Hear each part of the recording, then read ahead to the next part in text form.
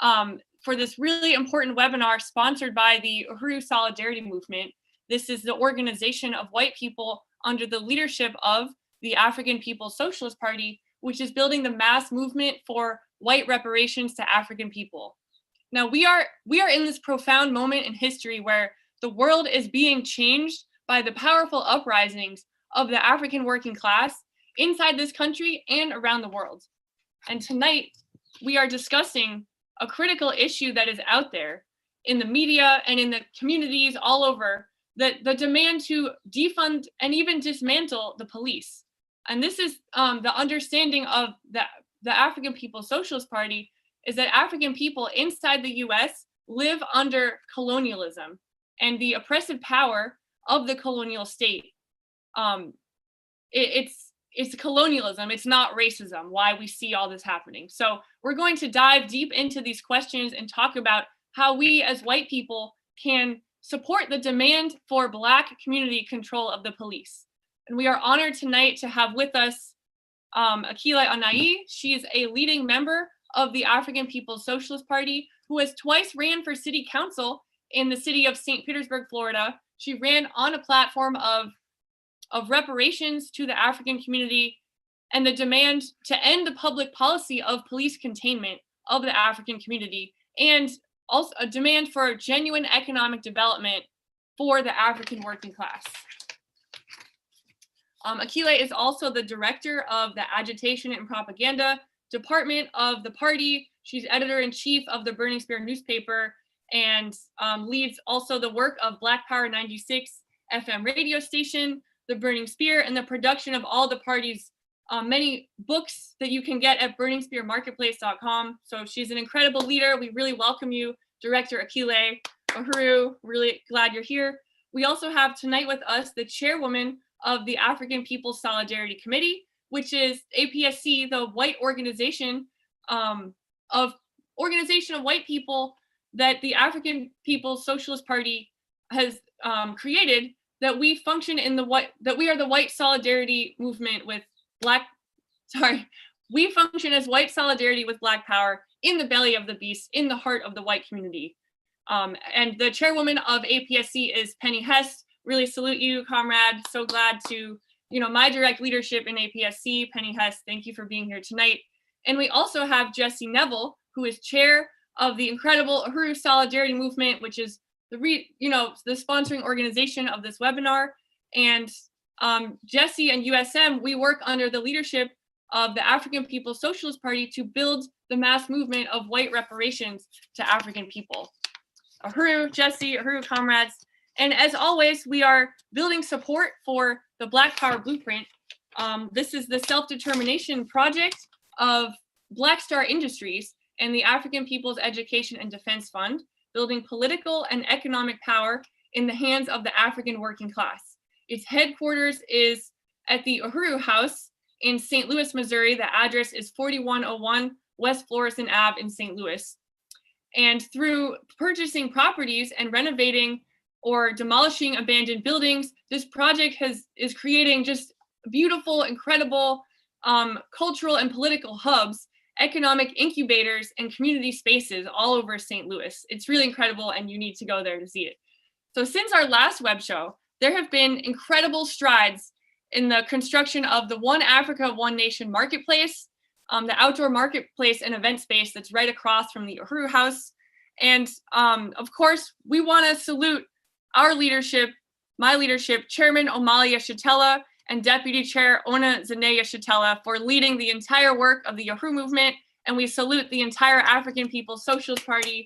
Uhuru, we would not be here without the incredible leadership of our Chairman Omali Yeshitela. So we're going to start right off and call for members tonight to make donations. We have a goal of $1,000 that we are starting right now. So you can go to uhurusolidarity.org to make a donation. And if you're not a member yet, you can become a member. So there's two ways to support. If you're not a member, you can become a member and your reparations payment goes towards that goal. And if you all already are a member, Uhuru, we salute you. And you can also make a contribution at uhurusolidarity.org. And we will announce the total at the end of the event. So stick around for that. So what is USM? We have 3 principles of unity, and we really welcome, especially any new folks here. You may have seen us flyering or seen us on Instagram. This is for you. We are here for you. So we just want to say a few things about who we are. We have 3 principles of unity. One is that we organize under the leadership of the African People's Socialist Party. 2, we organize in the white community for reparations to African people. And 3, we stand in total solidarity with African self-determination. So if you agree with all those, you should become a member right now at uhurusolidarity.org.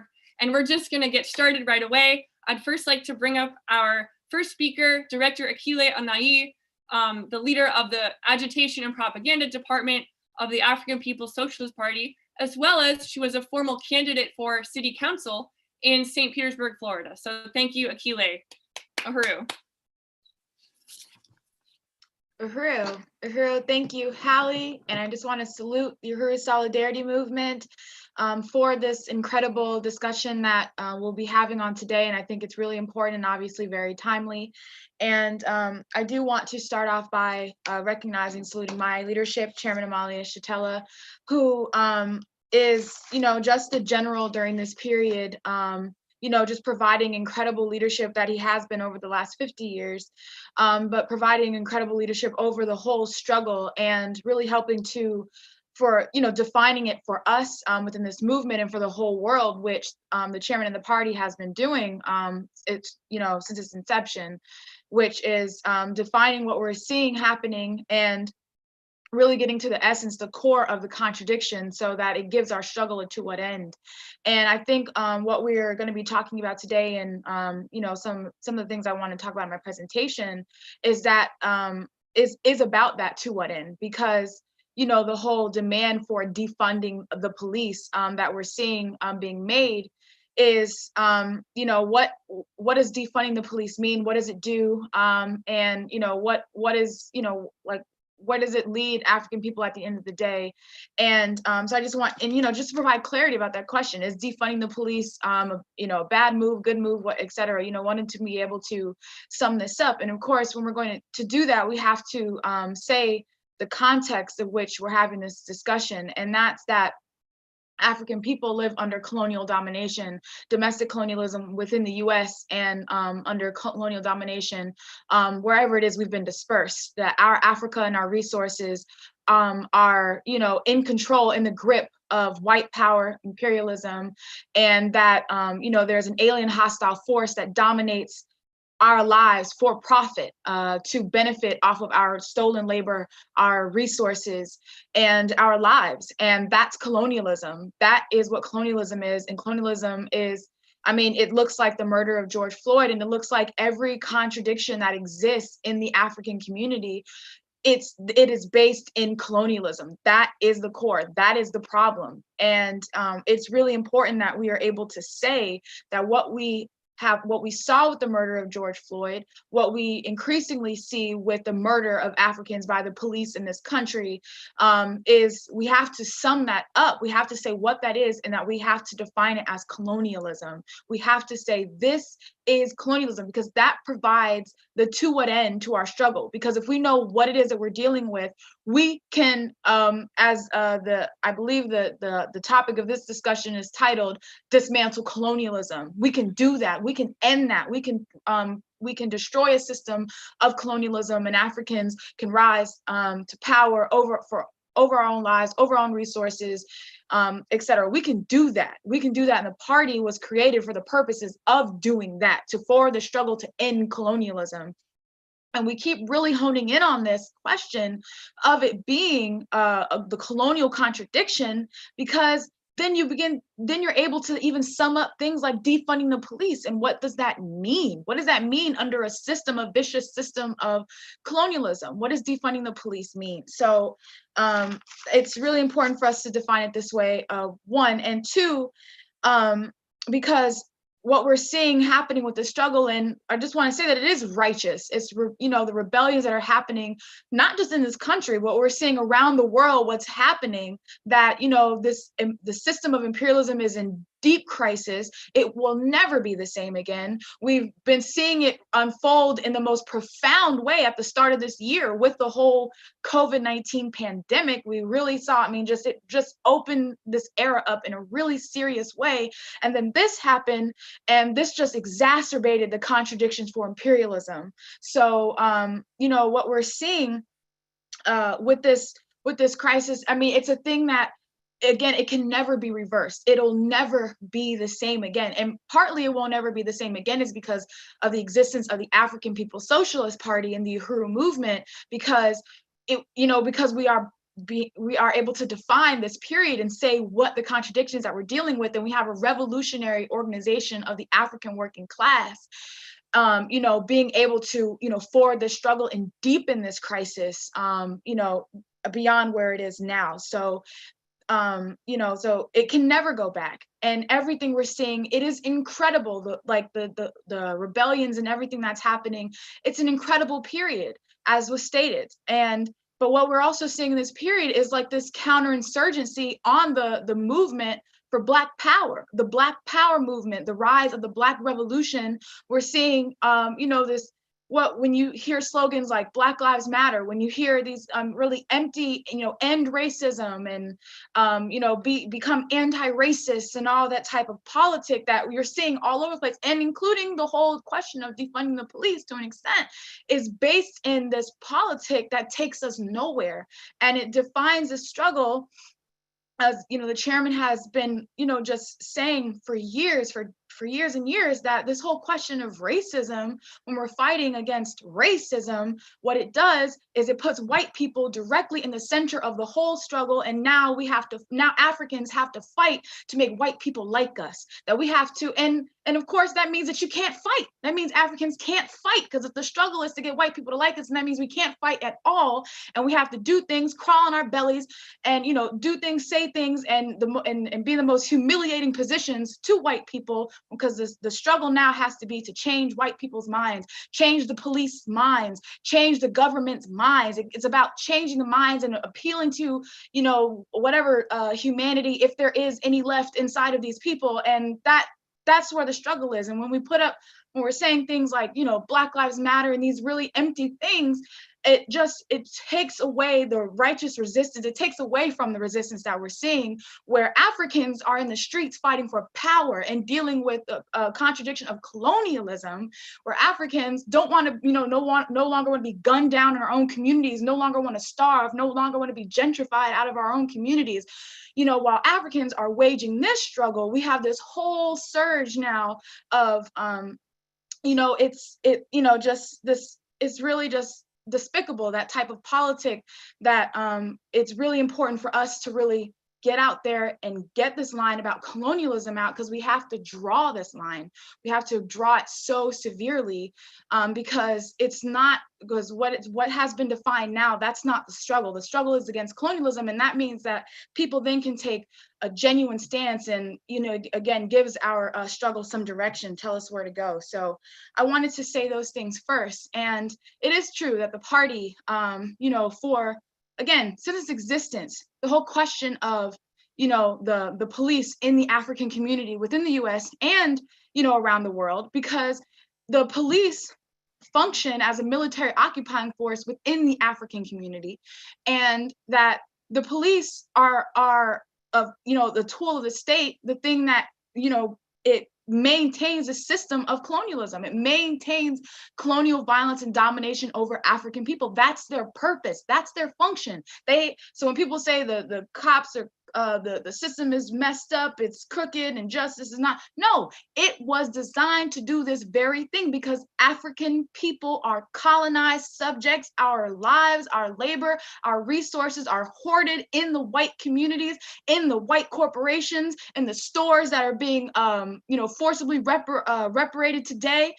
that is where all the wealth of African people is, and everything we have is going to build the white world, going to build, the lives and the luxury and the futures that white people get to have, is coming at the expense of African people. That is colonialism. And the police serve the function to maintain that relationship so that the white world can continue to benefit off of African people's resources. And the police are there to protect that relationship. That's why they're killing Africans, not because they don't know that Africans' lives matter or don't matter. It's not because, they're afraid for their lives, and it's not because they lack sensitivity, training, and all those kinds of things. That's not it. That's not the question. The police, all police, every single police, every state institution serves the purpose of keeping African people colonized, keeping African people oppressed. And you can't reform that. You change these people's minds. You can't do that. It does not work. Because Africans are still going to die at the end of the day because under this social system. That's what we know the police to be. That's what the police are. They are serving their purpose. They are serving their function.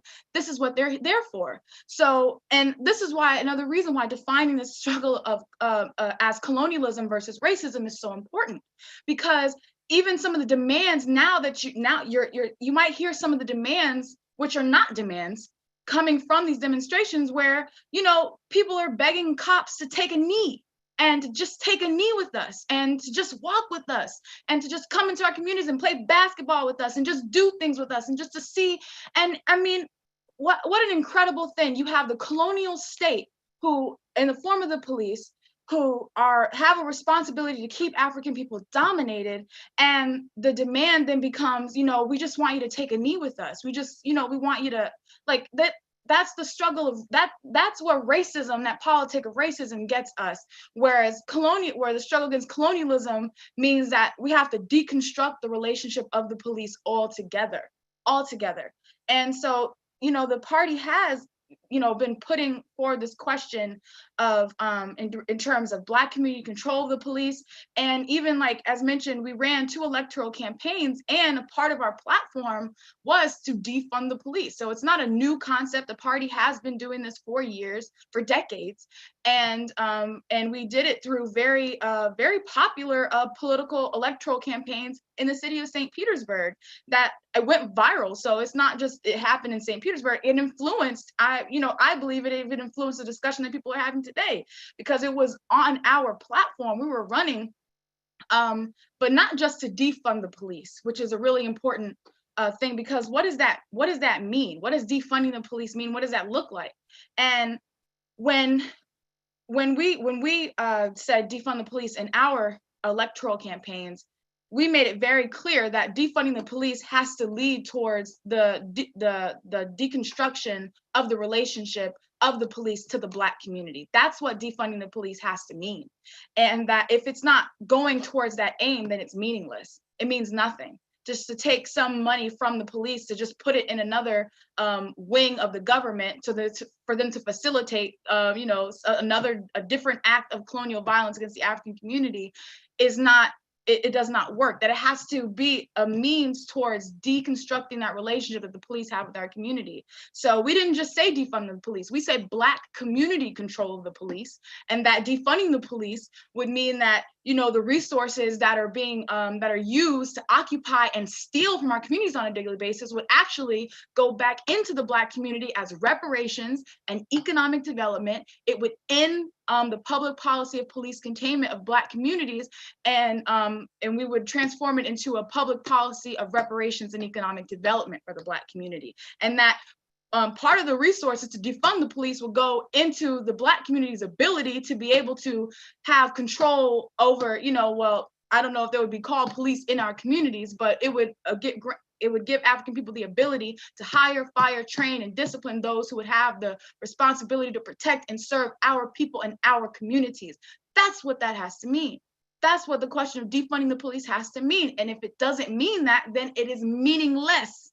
It is meaningless. It means nothing. And it's just this hollow demand among all the other hollow demands that are being made, in this period. So, and again, when we say this, when we say this is what defunding the police means, because it's really easy to say, again, defund the police if it means that the police still function as they do in the African communities, if they still serve the same purpose of protecting the interests of the white ruling class. So, but if you just defund them, but as long as they still maintain that purpose, then it's okay. And that's real easy. I'm sure it's real easy for white people in the white community to say, defund the police, as long as it doesn't mean XYZ. As long as I can still have the police on speed dial, whenever I need to call the police on an African. And that is, so that's really easy to do. But we draw the line. We say defunding the police has to mean the destruction of the colonial state. Period. It has to mean that's what it has to work towards too. And defunding the police is not necessarily a revolutionary demand, but we have the ability to take it further by, raising this question of Black community control of the police, and raising it as a recognition that African people don't have power and that we are dominated, and that it's a recognition that African people must have power. That's where the line is drawn. That is where the line is drawn. And so that's what the struggle for African people is at this particular moment. And that's what defunding the police for our movement has to mean. And it can't be just this empty slogan, this empty thing, because we see governments are going, okay, we're going to defund the police, and they're willing to do it. And it's not that the government, your local state government or whatever, is feeling compassionate or anything like that to defund the police because we just hate what's happening to Black people. Because the whole thing, your local, your state, and the whole thing is in the process. They're still gentrifying Africans. They're still placing Africans in food deserts. They're still killing us in these hospitals with this with the coronavirus, the colonial virus. They're still killing us in all these various ways. But hey, we can let up and defund the police. But that's just another pacification that imperialism uses as an illusion for change being made. And it's not meaningful. There's no change being made if that relationship of colonialism is not changed. And so we're saying we have to change the whole relationship. We have to deconstruct, we have to dismantle colonialism, dismantle the colonial police within our communities, and that Africans have to have power over our own lives. We have to have control of our own resources and our own labor. We have to be able to be able to feed, clothe, and house ourselves to determine our futures. And that's what the African People's Socialist Party and the Uhuru movement is fighting for, has been fighting for. And you see the practical implementation of African people and self-determination and making that a reality, Black power a reality, in the form of what was mentioned earlier, the Black Power Blueprint in St. Louis, where you have this incredible project that is just rising up under the leadership of Deputy Chair Onisane Chattel. And you see a community in North St. Louis, which is the African working class community, being totally transformed. And all of these institutions that are being that are going towards and building the African community and building an independent economy, and eventually and by developing these institutions and these programs and things like that, it gives African people the ability to do the things that I just mentioned. And it gives us the ability to have power over our own lives, to determine our own fates. And that's going to translate, and I'm confident even during this period, it's going to translate into, we'll be able to actually see, when we struggle for power, when we struggle to end colonialism, we will be able to enforce Black community control of the police. And we will see the development of a real Black community control of the police program within our communities. And that's a part of what defunding the police looks like. It's Black community control of the police. And yeah, so I just wanted to be able to say those things, and just to because I do see a lot of discussion about whether this is good or a bad thing, and not in a way where it's is it a good or a bad thing in the way of is this a good idea or not, but just a lot of confusion about is it good for to support that demand of defunding the police. And we're saying that we want to defund the police. We want to defund the police. We want to defund the US government's ability to wage war on the African community, and that happens as a consequence.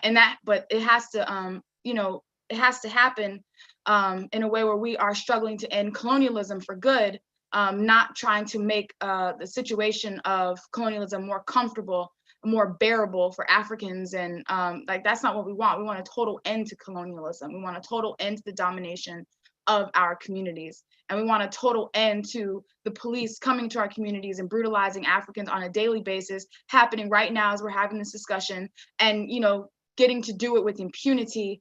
You know, no real justice is able to be served because African people don't have the power to serve it. So that's what we want. We want to serve justice. We want to serve some real justice, and that happens as a consequence of Africans achieving state power over our own lives, which means we have to negate the existence of the colonial state, which in this case is the police. And no matter where they are, no matter who they are, they're, you know, if they are the police, that's the purpose that they serve. And that would, you know, that, I think that just, you know, sums up our position on defunding the whole police question. And yeah, so I just wanted to just clarify that defunding the police for us has to be a struggle to end colonialism. And if it's not attached to that, then, you know, it really doesn't serve a purpose for us. And we have to be defining this for everyone. We have to define this struggle for everyone, because there are genuine forces who, you know, believe that this is the right thing to do, that this is the correct direction to go.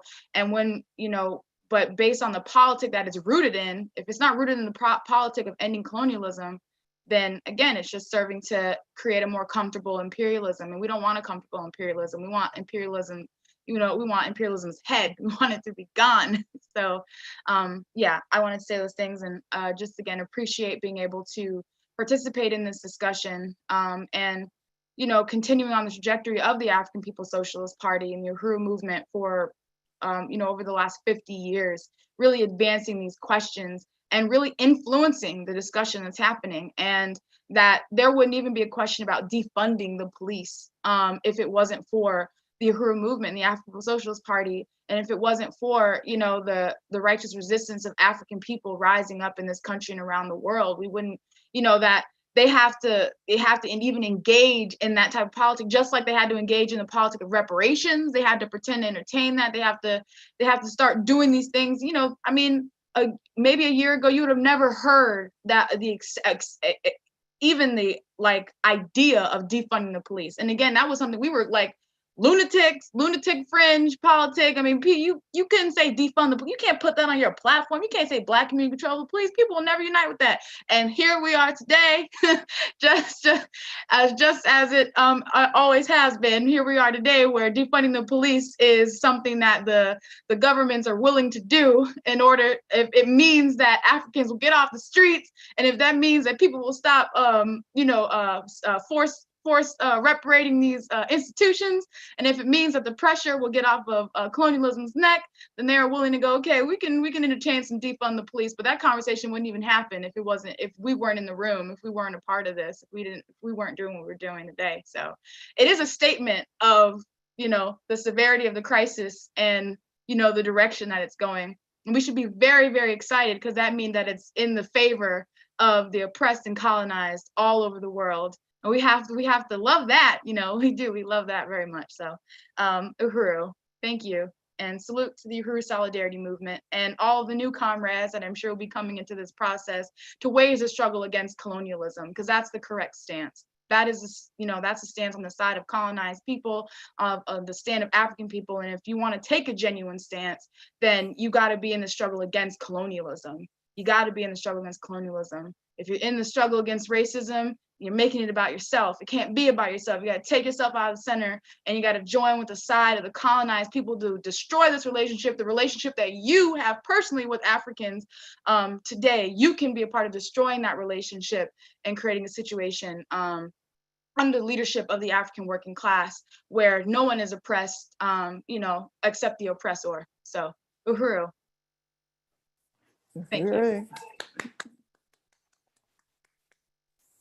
Wow, Uhuru, thank you so much, Comrade Director Akilé Anai. That was really powerful. I fully unite with your summation that, you know, which we've all learned from our chairman, Omali Yeshitela, that colonialism is the core contradiction. And especially for white people, we have to reject this anti-racism line because it doesn't lead anywhere except putting ourselves in the center, as you just said. So thank you so much, Comrade Akile. I'm really excited to bring up our next speaker, the chairwoman of the African People's Solidarity Committee, Penny Hess. But before I bring her on, I'd like to just re-announce that we do have a goal tonight for $1,000 in resources. This is reparations to the Black Power Blueprint, resources to fund the Black liberation projects of the African People's Socialist Party, which we're gonna show you more. We're gonna show you some pictures later, but if you're not a member already of USM, please sign up right now. If you agree with what Akile is saying, put it to material solidarity. Join at uhurusolidarity.org and pick a sustaining membership level. We'll send you a membership card in the mail with your name on it. And if you are a member already, please make a contribution also at uhurusolidarity.org. Both of those will go towards our goal tonight. So become a member, pay reparations, Uhuru. Now I'm so honored to bring up the chairwoman of the African People's Solidarity Committee, the author of this incredible book called Overturning the Culture of Violence. This is essential reading for all white people out there. And we're gonna hear from the author of this amazing book right now. Chairwoman Penny, so glad to have you here. Uhuru. Uhuru, and thank you, Hallie. I want to salute the Uhuru Solidarity Movement and everybody who's on this call tonight on this program. Really welcome you. I just really want to salute Director Akilé Anai for that brilliant and powerful presentation.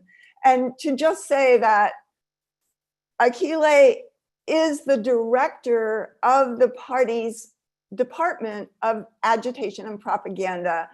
So she heads up the Burning Spear newspaper, the Black Power 96.3 FM radio station, and the publication of all the books of the party. She carries a very, very huge amount of responsibility in this organization of the African People's Socialist Party, and she has run for office and kicked the ass of the ruling class twice in St. Petersburg, Florida, and that has gone, her presentations and her work as a candidate of the party have gone viral around the world. So I just really want to salute that brilliant presentation. It said everything that we need to hear tonight.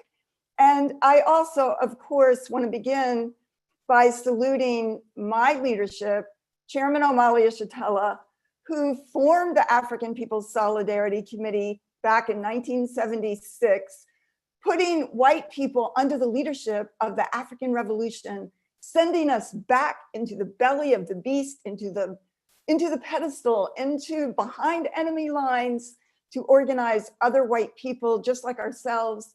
First of all, to separate ourselves from this colonial power, from this parasitic capitalist system, and to stand in solidarity with the African working class and oppressed and colonized peoples around the world, which is so exciting and beautiful to be able to do. And it is such an honor to be under the leadership of this organization, the African People's Socialist Party, Chairman Omali Yeshitela, who has defined the world and let us begin to see the world as it really is, how things got to be the way they are, and what it is going to take to change that. The African People's Socialist Party is absolutely ambitious to free and liberate Africa and African people everywhere, which is part of a trajectory of the African liberation movement that has gone on previously for hundreds of years prior to this. I also want to salute Deputy Chair Onezine Yeshitela, who leads the Black Power Blueprint, who has worked to make it a reality in such an incredible and beautiful way. If you haven't seen the Black Power Blueprint, please go to blackpowerblueprint.org. There's just hundreds of pictures and videos and that shows the entire transformation on the ground on the north side of St. Louis. And I want to salute all of the leadership of the party and just to say that, you know, I'm proud to be under the leadership of the African People's Socialist Party that is very clear out there and open about who it is. Every once in a while, I see these organizations that are having some kind of event, and I'm like, well, what is this organization? Who's the leadership of it? Well, the African People's Socialist Party publishes the pictures of all its leaders, all members of the National Central Committee in every issue of its newspaper, its journal, the Burning Spear newspaper. You can see them. These are, every single one of them are African people who are out there in the struggle, leading work, leading projects, out there organizing every single day. This is not some kind of secret agenda. Everything that the African People's Socialist Party stands for is in the paper, and its leaders are in the paper every single month. And I'm very, very, very proud for that. I want to salute the Uhuru Solidarity Movement and its chair, Jesse Neville, all of its leaders, and everybody who has come on this call. And this is an incredible, incredible period that we live in which once again, we see how the struggle, the fierce struggle, the insurrection of the African working class has brought the colonial struggle to the entire world once again. And as Chairman Omali Yeshitela has said over and over again, that in the 1950s, 1960s, the struggle of the anti-colonial movements around the world, of the Vietnamese, the struggles on the continent of Africa and of African people, the struggles in China, in Nicaragua, in Algeria, in everywhere around the world, the dominant question was the freedom and liberation of the colonized people. And inside the borders of the United States, the Black Revolution of the 1960s upheld this question inside the US of the colonized working class of African people, which also sparked the struggles of the indigenous people, the Puerto Rican people, and others inside the US for national liberation against this colonialism that exists right here. But that movement was met with a counterinsurgency, a war against the just struggle of African and oppressed people. And that struggle the US waged around the world and inside the borders of the United States, using in part the program of the FBI called COINTELPRO, the counterintelligence program, which was responsible, which understood that the leading force wasn't white people out there demonstrating against the US war in Vietnam. It was the African workers fighting in the urban cities inside the US and also in rural areas, wherever African people were, the working class, the African working class rising up for their freedom and liberation, fighting for Black power. After civil rights movement were won and they expected the movement to be over, African workers in the mid-60s rose up for Black power to the African community. And that movement was met with violence, with assassination, with infiltration, with every possible kind of political and military and violent attack against it. And there are leaders of that movement at that time, such as Sundiata Akile, who have been in prison ever since for 40, 50 years in US prison for standing up for freedom and liberation for African people. So the African People's Socialist Party is very, very clear that African people must win, and they must win by fighting the colonial domination by this system over their lives. And that as the chair of the African People's Solidarity Committee, the white organization of the party, my responsibility and all of our responsibility in the Uhuru Solidarity Movement is to speak to other white people, saying what we just heard Director Akile say, but we have to say to each other, embracing this as our own understanding. This is not a favor that we are doing. This is not charity. This is about embracing for ourselves the understandings of the African working class, the reality the aspirations and how things got to be the way they are right now for African workers, for oppressed and colonized peoples around the world. And Director Akile talked about colonialism and the colonial state, and the front lines of the colonial state are the police. And that's why the question of Black community control of police is critical. It is the essential question that in reading about and hearing about all this debate that's called defund the police or even dismantle the police, when you actually read the articles, when you read what people are saying, it doesn't mean that at all. And in fact, much of the media is out there reassuring most white people, and certainly the ruling class in this country, that that's okay. They don't really mean that. They don't really mean that. And so what in some cases is being talked about is taking maybe 200 million of a $1.5 billion police budget in a city and directing it towards social services. So in no way is it going to be ending what the police do. And their main work is the oppression, repression, and assault on the African working class community. That's what they do. That's what they're about. That's in their DNA. And there's nothing that's being talked about that is going to change that. And, you know, some places people are talking about creating other kinds of things so that there would be social services, so that if somebody is dealing with a mental problem, that is not the police coming in and dealing with that. Or if somebody is dealing with a drug issue, which we already see in the white community, a white person with a drug problem in many states, in many cities, can go into the police department and say, help me, I need help, I'm addicted.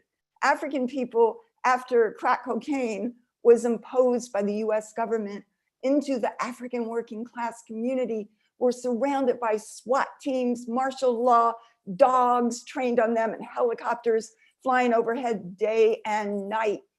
And, you know, increased imprisonment, 3 strikes you're out, children in prison, and constant criminalization of this community that just a few years before held the moral compass of the entire world, fighting against what the US system and white people have done to African people.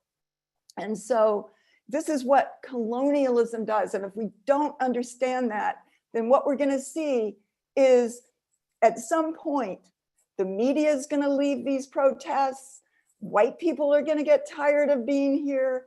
They heard enough, they did enough, blah, blah, blah, blah, blah. White people are going to leave, and colonialism is still going to go on.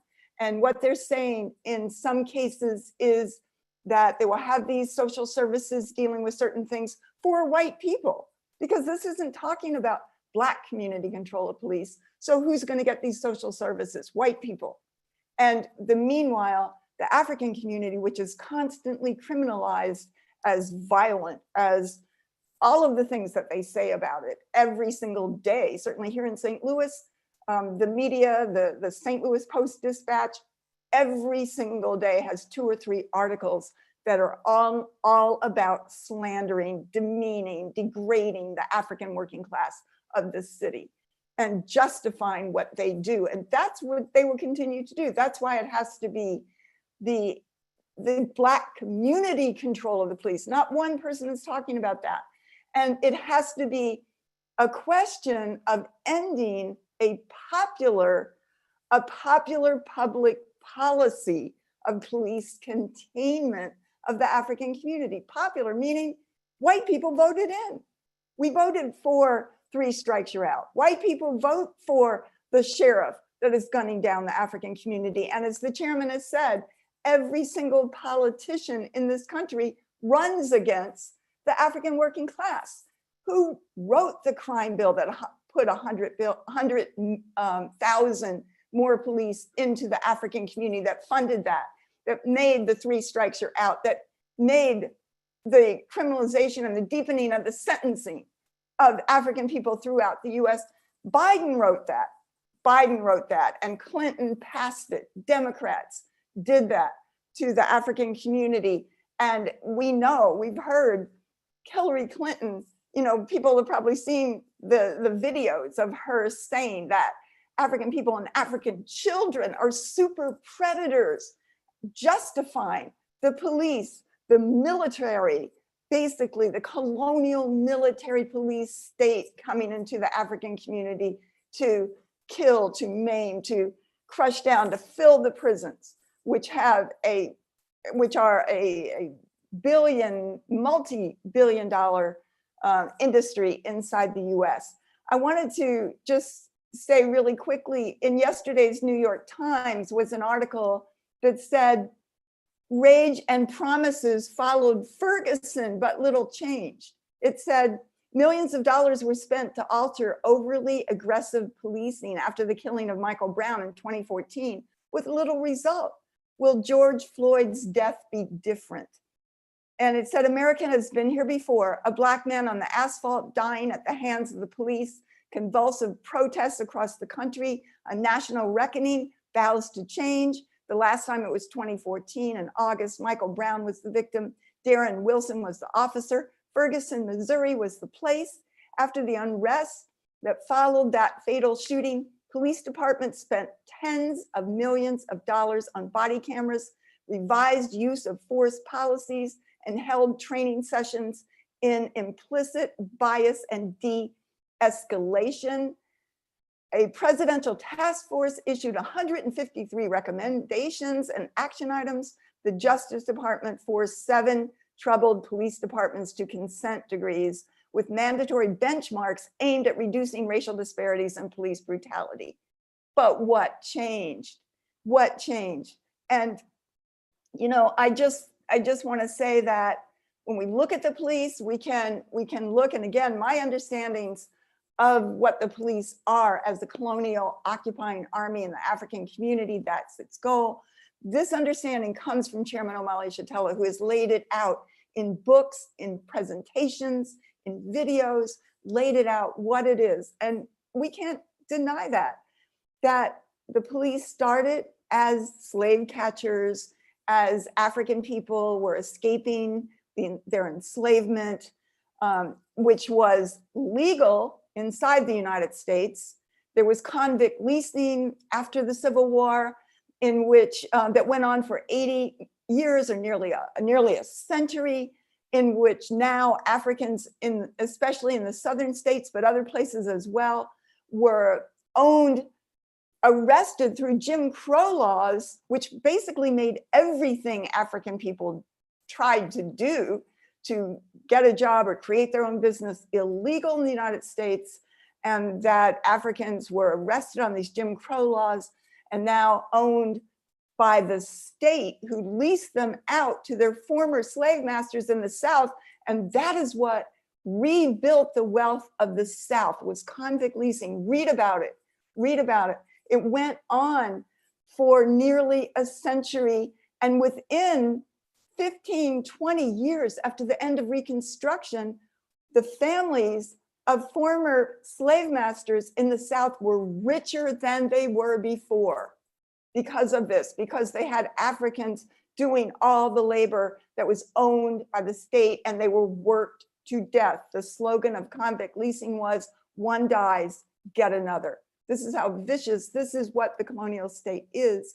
We also know what white people have been the colonial state in lynching, that white people have the power of life and death over African people.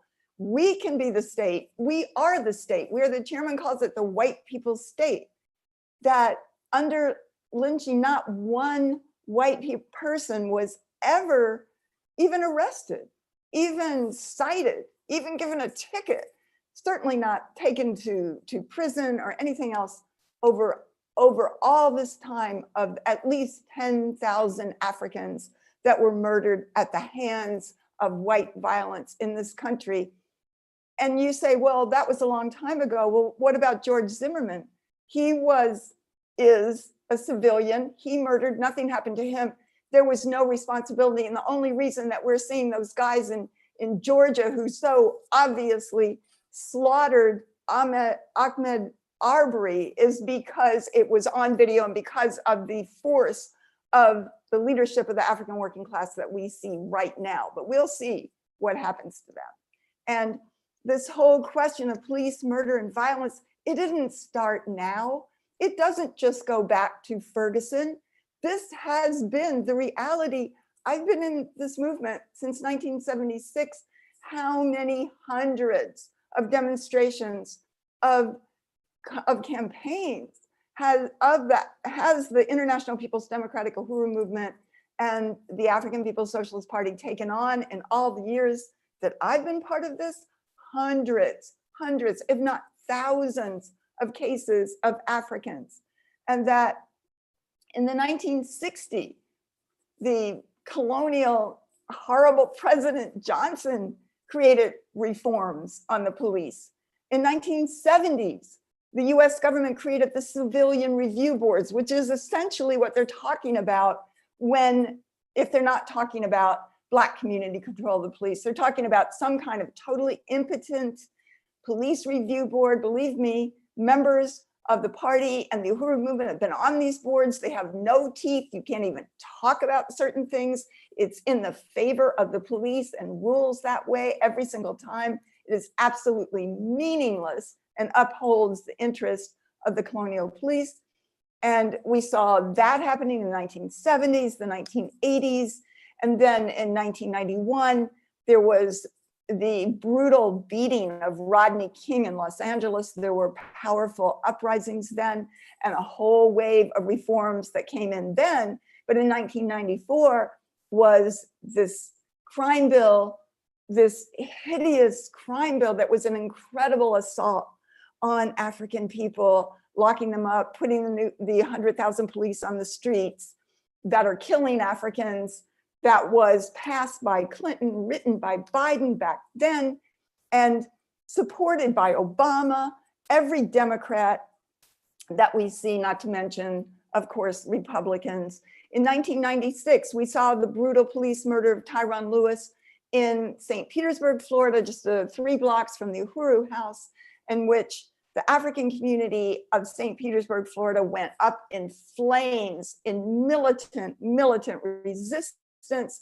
Chairman Omali Shatella and the Uhuru movement became the leadership of that. Chairman was de facto the mayor of the African community. The Uhuru House was, even by the police, called the embassy of the African community, and it was determined by the police in the wake of these rebellions that no arrests would be made, that people would have a kind of diplomatic immunity inside if they came to the Uhuru House for haven, that no arrests could be made inside the Uhuru House. And that's after they attacked it, by the way, with 300 police, with all the tear gas in the city that the city of St. Petersburg had, and tried to burn down the Uhuru House, of which the party emerged by winning, just from profound support from the African community, which forced the city to back off, basically.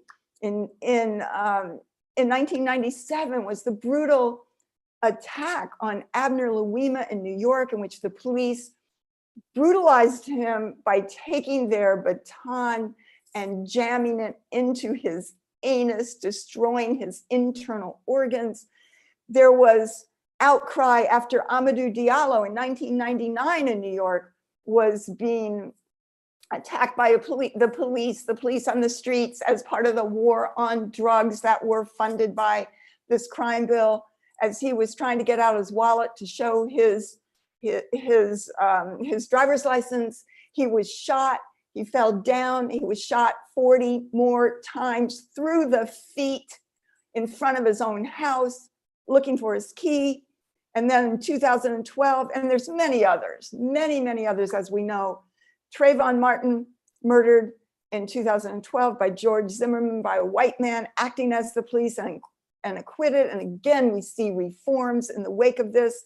Mike Brown murdered, his body left in the burning sun of St. Louis and Ferguson for 4 hours to bleed out in front of everyone as a symbol of the degradation of the African community under colonialism. And again, police cameras and everything else. And now here we are again. And, this comes after the attack, the colonial virus, as the party calls it, the deaths, the mass deaths of African people through this colonial virus because of colonialism, because of lack of healthcare, because of the conditions of colonialism and forced poverty and everything else, that this comes in the wake of that, of which there was really no interest whatsoever from the white community about that.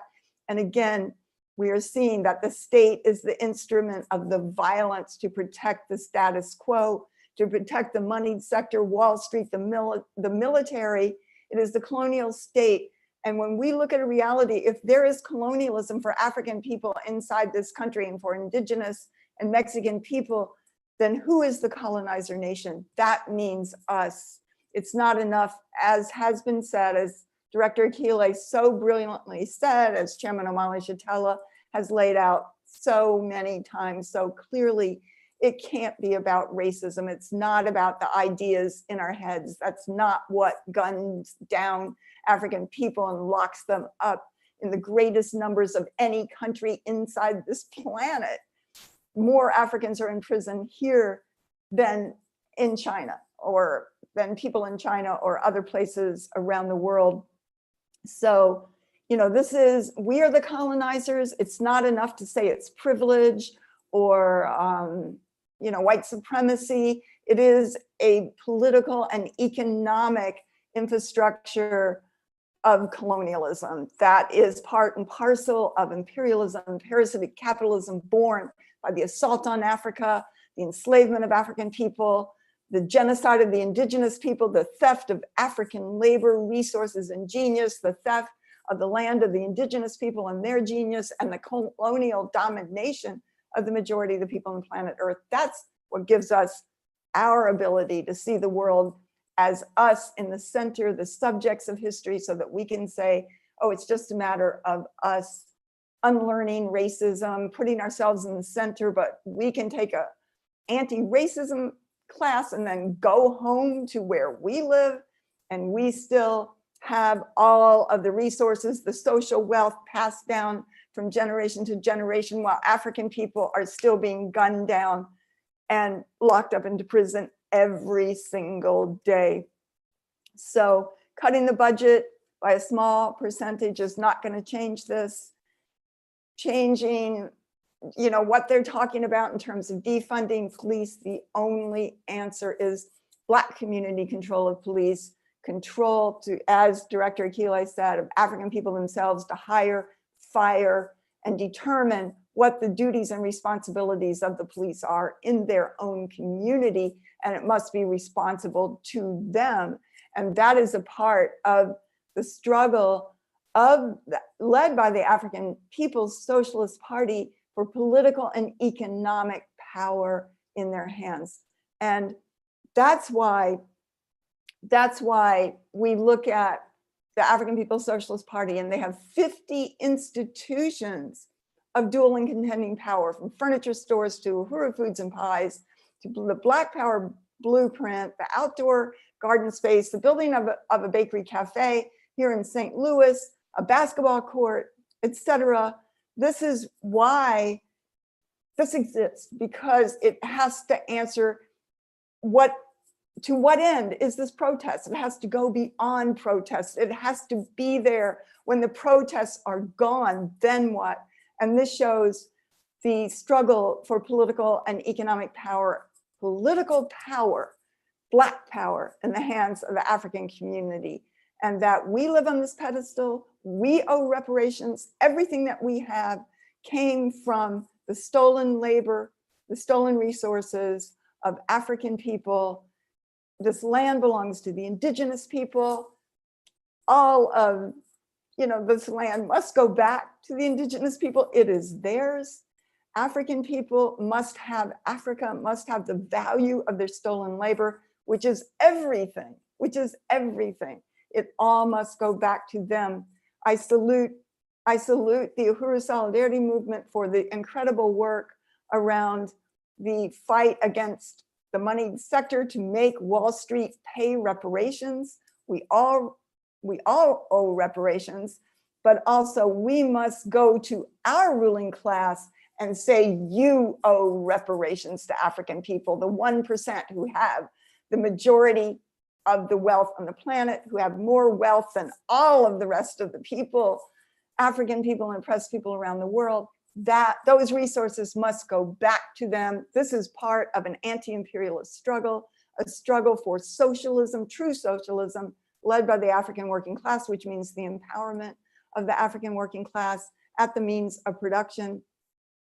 And I want to say one more thing, and that is that all around the country, the people are, and the protesters, African people are forcing the monuments of colonialism and all around the world actually to be torn down and thrown into lakes and the sea. Well, inside, in St. Petersburg, Florida, Chairman Omali Yeshitela ripped down a horribly colonialist mural that depicted African people in a hideous way back in 1966. He tore it down from City Hall. He was sentenced to 5 years in prison. He spent over 2 or 2.5 years in prison. And now the city is attacking him by putting up a plaque, not even using his name, to put up whatever they want to say, not going through the African People's Socialist Party, Chairman Omali Yeshitela, or the African community. So we have to stand in solidarity with this struggle. The city has to pay reparations for what it did to the African community and to the chairman.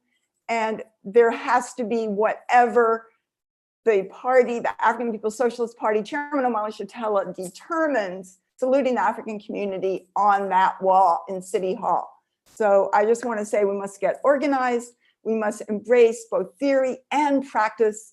We have to get organized. We have to do this work. This is our struggle against our ruling class, and that the African working class is our leadership. This is the world that we want to be part of.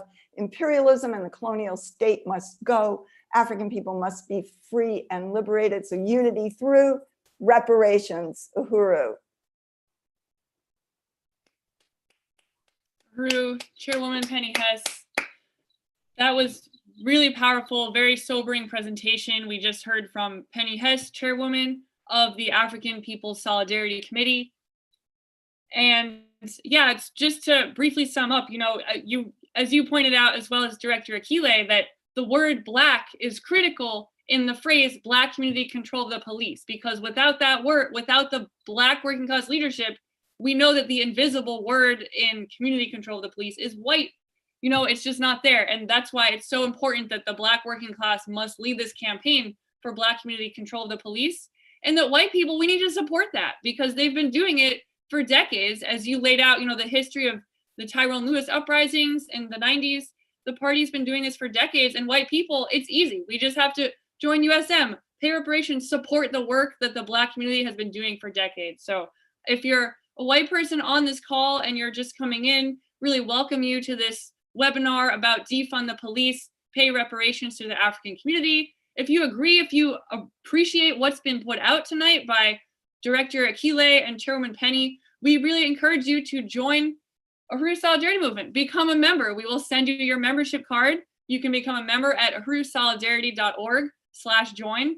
And if you're not a member, we really encourage you to make a contribution tonight, a reparations contribution, any amount. We have a goal of $1,000, and this is going straight to the Black Power Blueprint, which we'll tell you a bit more about. I also want to remind folks, we will have a time for questions and answers later. So just put them in the chat, and we are reviewing them. We will talk about them later. So you can please put your questions and comments in the chat. You can also email us at info@uhurusolidarity.org if you can't figure out the Q&A section.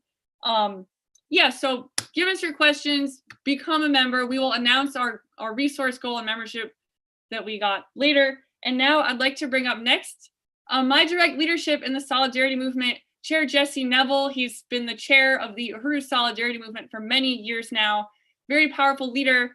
And Jesse also ran for mayor of St. Petersburg in 2017 on a platform with Akile. And it was very powerful. And he's going to talk about that, being a white person running for mayor, supporting what the demands that Akile was putting out, such as Black community control of the police. So we're really excited to have you on here, Chair Jesse. Uhuru, welcome. Uhuru.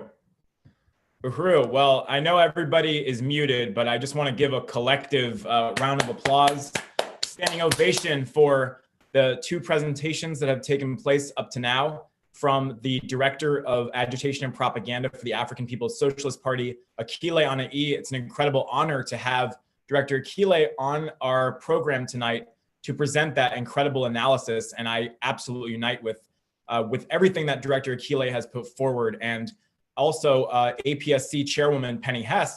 And I'm very honored to be a member of the African People's Solidarity Committee, working under Chairwoman Penny's leadership, under the leadership of the African People's Socialist Party and Chairman Omali Yeshitela. And I want to join in saluting the African People's Socialist Party and the Chairman, Omali Yeshitela, and Deputy Chair Onizane Yeshitela, and all of the incredible African working class revolutionary leaders who lead the worldwide struggle of African people for power over their own lives and for an end to the colonialism that we've been talking about tonight, and who created the solidarity movement as the way for us white people to get off the pedestal, as Chairwoman Penny has just talked about, to refuse to any longer to unite with our own white ruling class when they assault and enslave and attack African people in our name and for our short-term benefit, and to take our place among the ranks of the peoples of the planet Earth who are fighting for a world without oppression and exploitation.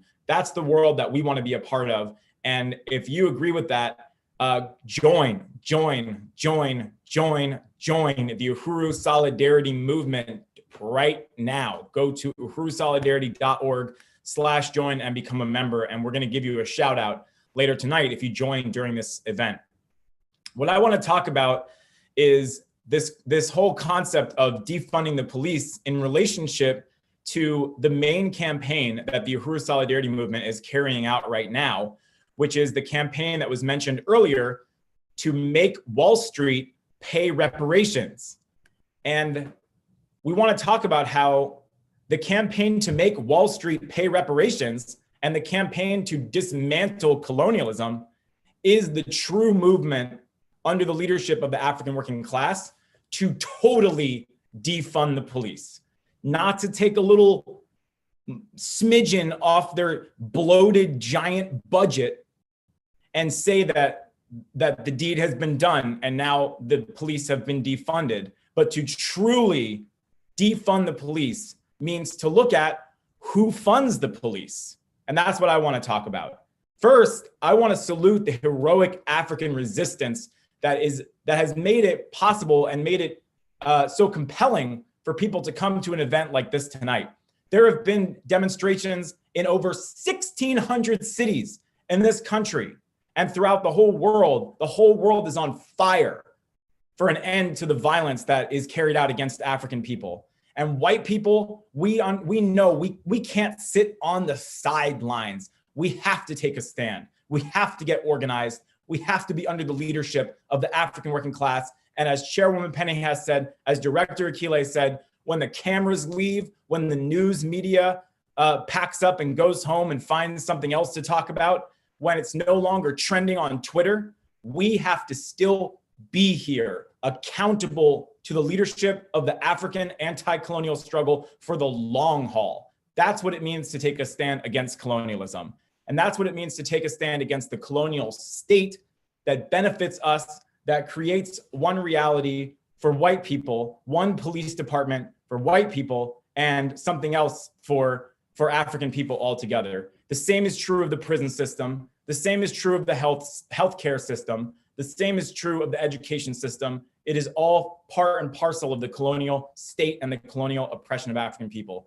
So I want to talk about the struggle for reparations, the struggle to build solidarity with Black community control of the police as the real struggle to defund the police versus an empty reform that is no different from the damage control that Amazon or Bank of America are doing when they throw a little $1 billion towards racial equality and say that they've done their part. They put a Black Lives Matter sign on their Instagram account and say they've done their part. The Los Angeles Police Department committed towards defunding its budget, towards defunding the police.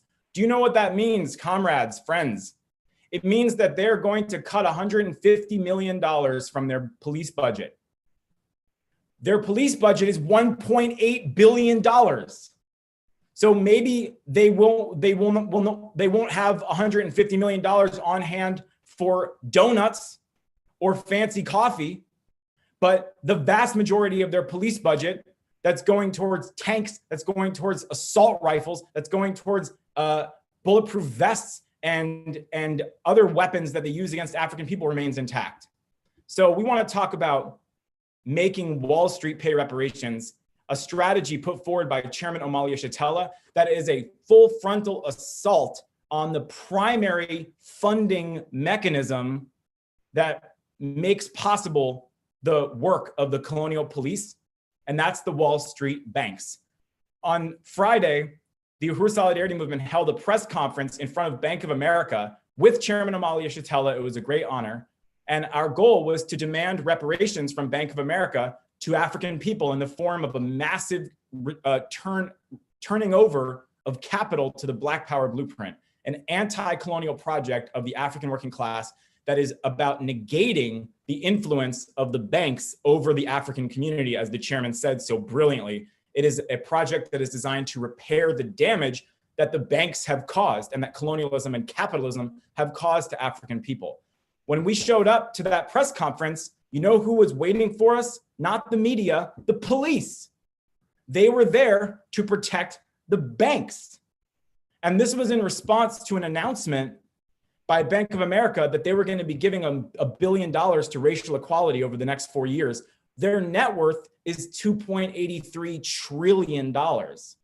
So we challenged them on that, and we called for them to pay reparations, that they owe reparations to African people for their ties to slavery, for their ties to prisons, and yes, for their ties to the police, because the police in this country are funded by Wall Street banks. So here are a few of the ways that Wall Street funds the police murder of African people. And I want to be clear, and I'm going to say this a little bit more in a minute. When I say Wall Street funds the police murder, I mean Wall Street funds the police murder using stolen African wealth that they have extracted from the African population in this country historically, going back to slavery. So first of all, the police are directly funded by the banks. For example, the New York Police Department has a private police foundation that in 2011 received $4.6 million as a gift from JP Morgan Chase, which the police foundation bragged that this was the largest donation the group had gotten. And they hoped that, JP Morgan Chase bragged that it was the largest donation that the police had ever gotten. And they hoped that they would use it to strengthen security. That police fund, as well as details of a Giuliani-initiated program by which police were being hired by corporations, created a brief stir. And it actually was exposed later on that donors could make tax-exempt gifts of any amount to the police department through this foundation in order to fund specialized NYPD units, international so-called counterterrorism or counterinsurgency work, and high-tech weaponry used by the NYPD. And JP Morgan was not the only financial institution that gave money to the New York Police Department's private foundation. Goldman Sachs, Barclays Capital, Jeffries & Co., an investor named Carl Ison, an investment firm called the Renco Group. They each gave over $100,000, putting them in the top tier. Bank of America gave $75,000 to the NYPD Police Foundation. And that's just a single year's worth of donations. And as a private nonprofit, the New York City Police Foundation, they don't have to release their donor information. So we don't even know the full scope of Wall Street cash that has gone into the NYPD. What we do know is that in addition to guns and tanks and uniforms and other weapons, the money that they got from the banks was used to buy things like liquor and cigars for the New York Police Commissioner Ray Kelly at the posh Harvard Club. So that's one way the Wall Street funds the banks. They straight up give them money. Secondly, they give them jobs. It is true in general that the police in this country, they work in the interests of the bankers and the capitalists. And it is literally true that there are police who don't work for a city directly, they work for a bank. They have a program, a secret program in New York called the Paid Detail Unit, where private corporations employ NYPD cops, uniformed and armed. Their cops are literally on the payroll of the banks. A third way that Wall Street funds and profits from police violence and the murder of Africans is through the actual murder of African people. Anytime an African person in this country is beaten, brutalized, tortured, harassed, or murdered by the police, and then there's a police misconduct case, which Chairwoman Penny mentioned, there have been in some years 85,000 police misconduct cases in this country. Usually what happens is the city settles out of court with the family, and they throw what they consider hush money to try to push it under the rug and act like it didn't happen. You know who pays for those settlements? Taxpayers pay for those settlements because the city either uses money from the general budget or they use a thing called police brutality bonds. Police brutality bonds is when a city issues a bond, a municipal bond, to pay for a settlement in a police brutality case. Rich white investors buy those bonds, and then the banks underwrite those bonds. And the banks, including Bank of America, JP Morgan, all these banks have made millions, if not billions of dollars underwriting municipal bonds issued to cover the costs of settlements in police brutality cases in this country. And when it comes time to pay back those bonds, the city does that using taxpayer money, which means they're doing it using African people's resources. So it's another mechanism by which resources are being sucked out of the African community by the colonial state. It's adding insult to injury. They murder them, and then they make the African community pay for the settlement money over the course of 30 years in paying back those bonds. So let's sum this up. A cop kills an African person. Sometimes it goes to trial. The city pays a settlement, but the city's broke. So it's to pay for the settlement, they issue municipal bonds. Rich white people buy those bonds. The banks underwrite those bonds. The banks make money off the fees. The investors make money off the interest. And then over the course of 30 years, the city pays for the bonds with African people's money, which means the massive bill to pay for the cost of keeping killer cops out of jail winds up in the lap of the very same oppressed, exploited African communities victimized by police terror in the first place.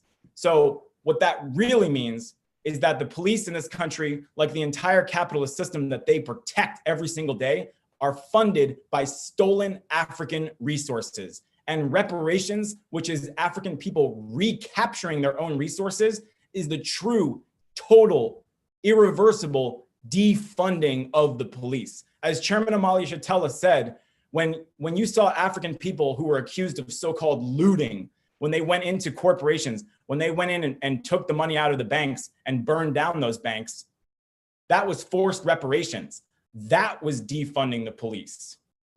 That was the defunding of the police. When Africans went in and took their resources back from the banks, that was the defunding of the police, because Wall Street money funds the police and Wall Street money is African people's money. So our job as the Uhuru Solidarity Movement to take this campaign, to take it to the jugular of the white ruling class, to take it to the jugular of the money sector and the banking class in this country, is a struggle to defund the colonial state of every last drop of resources that they have stolen from African people, that they have used to fund the attacks on African people, the police murder, the mass incarceration. All of that must go back into the hands of African people to repair the damage that Wall Street, that the police, that parasitic capitalism, that white people have carried out against Africans for hundreds of years. It must go to the Black Power Blueprint, which is an anti-colonial project of the African working class that is designed, as Chairman Omali Yeshitela said, to negate the power and influence of the banks in the African community. So join the Uhuru Solidarity Movement. join the campaign to make Wall Street pay reparations. Make them pay reparations to African people for slavery. Make them pay reparations to African people for the mass incarceration in this country. Make them pay reparations to African people for the murder of George Floyd and Breonna Taylor and so many others who have fallen to the gun of US domestic colonialism in this country since its inception. Make them pay. As Chairwoman Penny said, we as white people owe reparations. We as white people must pay reparations. And we as white people must devote our lives to reparations by joining the Uhuru Solidarity Movement under the leadership of the African People's Socialist Party and doing our job to grab the white ruling class that is weak and scared and frantic, grab them by the belt and make them pay the ultimate price. Colonialism must be destroyed. We have to stand in solidarity with Black community control of the police and make Wall Street pay reparations to African people. Join the Uhuru Solidarity Movement. Go to uhurusolidarity.org/join. And I'll turn it back over to Hallie. I think this has been a great meeting. I salute Chairman Amalia Shatella, the Director of Agitation and Propaganda, Akilé Anai, and APSC Chairwoman Penny Hess, and all of you for being here. It's great to meet you all if this is your first time. And let's do this together. Let's do this work. Let's make this happen. Let's make them pay. Uhuru. Wow. Uhuru. I'm speechless. And I'm even in the campaign to make Wall Street pay reparations. And that's just so, Jesse, it's so on point, the analysis, which I know you and I, we've all learned from our leadership, Chairman Amalia Shatella, who put the call on us to go after the ruling class, go after the jugular, as you said. And it's so, like, if you're a white person on here, if you hate capitalism, if you hate these parasitic banks, if you want to really defund the police and stop this murder, the police murder of the Black community, it is so clear we need to make Wall Street pay reparations. That's such a powerful connection that we've all just seen through this amazing presentation by USM Chair Jesse Neville. So, white people, we need you to join, become a member of USM, and then join this committee because we have a lot of, actions planned. We're going to be really taking it on in a serious way. So if we're serious about defunding police, it has to be led by the Black working class, and it is tied to Wall Street. So, wow, really powerful, Jesse. Thank you so much for that. And yeah, I'd like to turn it right over to our international chair of recruitment and membership for the Uhuru Solidarity Movement, who is also a member of the African People's Solidarity Committee. I'd like to turn it over to my comrade, Ali Ayello in St. Petersburg, Florida. Uhuru, Ali.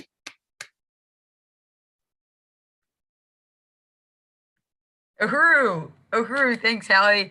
As Hallie said, my name is Ali Ayello, and I am the membership chair for the Uhuru Solidarity Movement.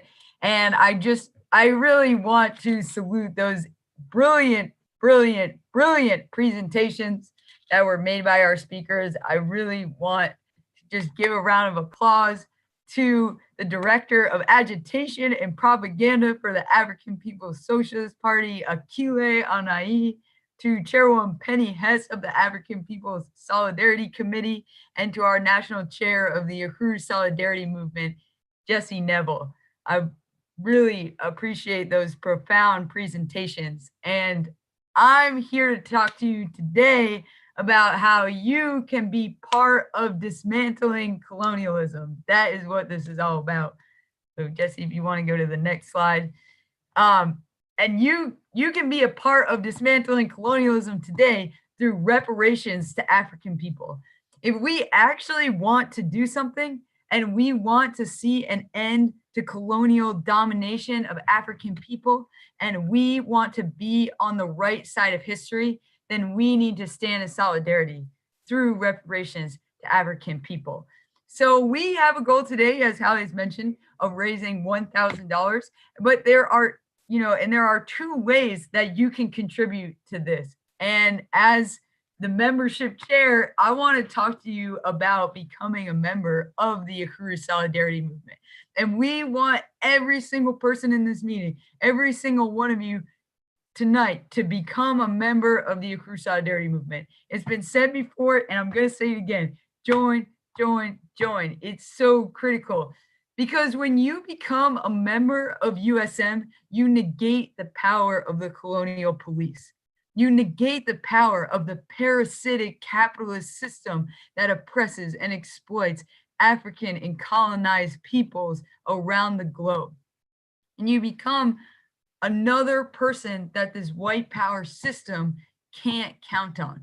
Another person that says, I refuse to stand on the sidelines.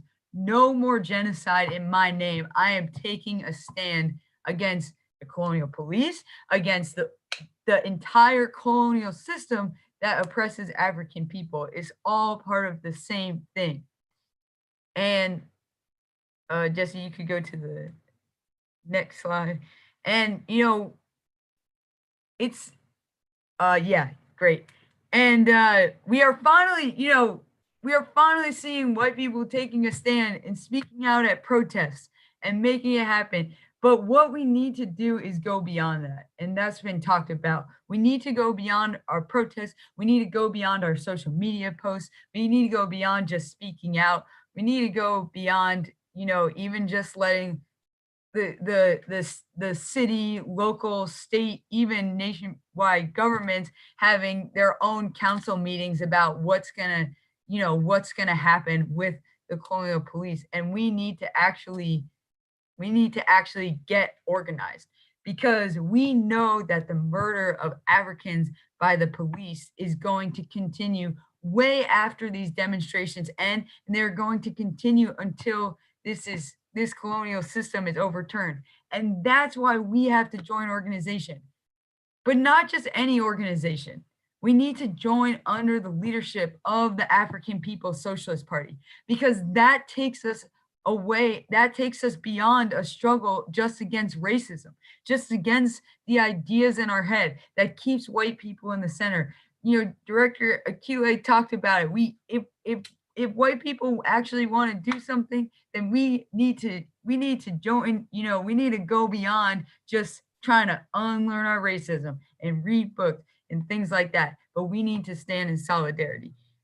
So, you know, we can't just do what we want when we want, but we have to join organization under the leadership of the African People's Socialist Party.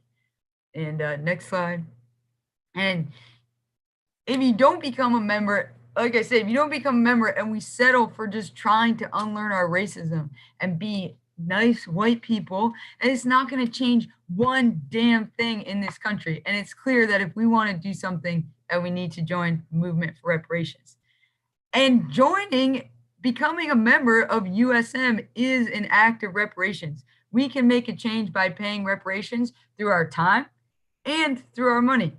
And that right here, you know, being a member of the Akilé Solidarity movement is something different. It's not just signing up, oh, there I am. You know, it's when you become a member, this is a profound historic relationship in which the African People's Socialist Party is calling on us to be the voice of Black power inside the belly of the beast, inside the colonizer white community, where all of the resources are hoarded.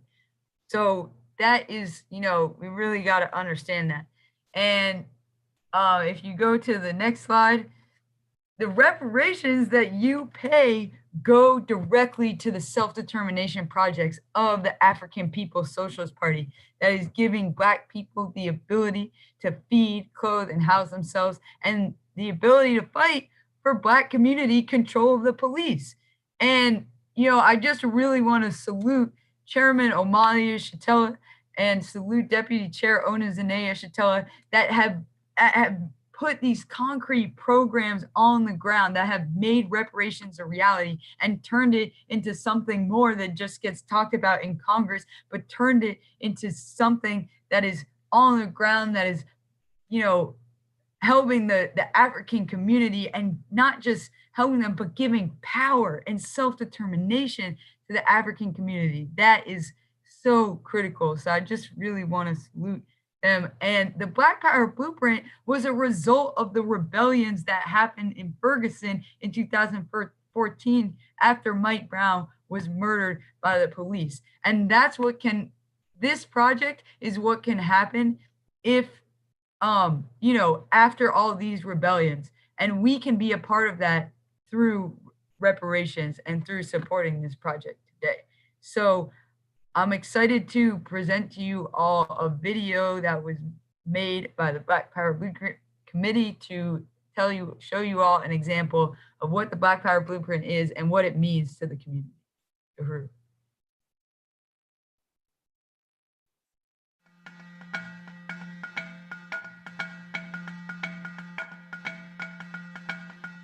The Black Power Blueprint means to me a way that the Black people can have an actual voice in what is going on in their community. It's the way that we can come together and feel proud about what is happening in our community. And the Black Power Blueprint is the way that I believe is going to unite the community as a community that works together for one cause. The Black people, the Black population coming in power with one voice, being able to take back those things and to add on to our lives a better life and a better way.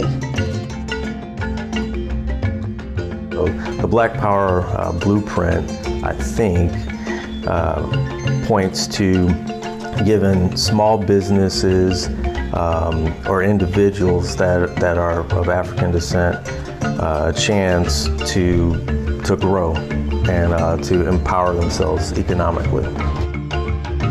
Seems like, you know, quote unquote, people that didn't want to be in the city, now they want the city, you know, and so that's pushing us back as a people. And but now, you know, things that were desolate, buildings that were vacant, you know, that you all are buying now and trying to make sure that, you know, something's given back to the city and make the people feel like that they may have something to reach out to in their community. So I think it's very important, you know, that what you all are doing is to give back to the community and helping those that probably wouldn't venture outside of their community to get help. But now they can come right there and get the help that they need. I mean, as far as I understand you all open up a market soon, you know, where you all be selling, you know, fresh vegetables. And it's so important that, you know, even that we begin to eat more healthier, you know, and eat right, and things that some people in the community don't have cars. They can't get everywhere. You know, when I was coming up, we had little grocery stores in the community. We had fruit stands, vegetable stands that was in the community. And those things are almost, you know, they're gone now. But to put it back in, I think it's really awesome. A flyer going around and a Facebook event going around about this Martin Luther King's Day event that was at the Uhuru House. And I had been hearing about it, the house, but I had never had time because I'm always at work and doing these things. So when I seen that, I was like, okay, I'm off today because I got that holiday off. And so I went to the Uhuru House for that day, for Martin Luther King's Day. And the chairman was speaking that day, and the energy that was there, and the what they was focusing on, and just the information, just like it got me locked and loaded right then, and just the movement and what they was doing with the community and where they were located at. That really touched me. So that's how I became acquainted with the Uhuru House. So it definitely takes our community to be able to make effective change in our community. So what they're focusing on is like building not only political power, but economical power. And that in itself is a movement right there. So just having some people that has knowledge about our history, where we've been and where we could possibly go, like that's powerful. And the fact that they buy it up the block, they're showing people in the neighborhood that you can have more, right? The Black Power Blueprint to me is very vital. It's very important, mostly because I'm aware of it and I'm awake to the principles that the Black Power Blueprint stand for. To me, it stands for the economic development and empowerment of Black people and giving us our independence and freedom through those economics and resources that have been starved of our communities for centuries. It means Black people coming together, and we really need that because we're so ununited at this point. And we really need to unite because all we have is each other at this point. So, yeah.